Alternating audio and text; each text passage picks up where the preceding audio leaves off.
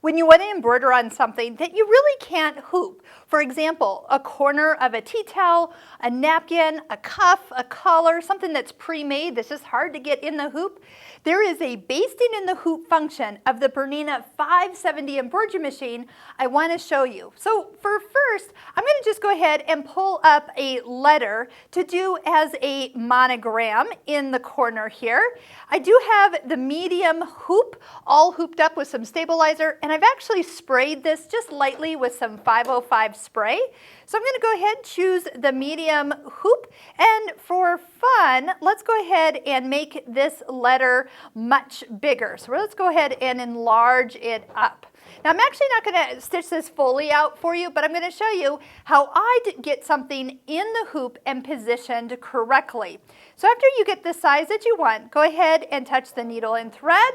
It will ask for the hoop because I haven't put that on just yet. There it is. And it can double check that I told it which hoop I was going to put on and it recognized it. So normally I would have some lines drawn in the center of my design, all picked out. But for today, I'm going to just go ahead, use the corner and even it up with the center of my hoop and kind of just lay it down. And as I kind of smooth out the fabric on the stabilizer, that 505 spray kind of helps hold it in place. So basting in the hoop is a function you'll find right here. And you have two ways to actually activate it. The first is when you touch it, you're going to notice that it will stitch a box around the size of design. So if your design is small, it will do a small box.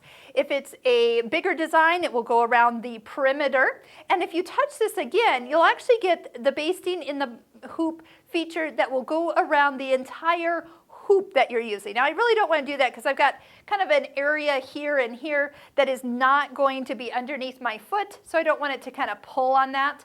So I'm going to go ahead, turn it off, and then turn it back on.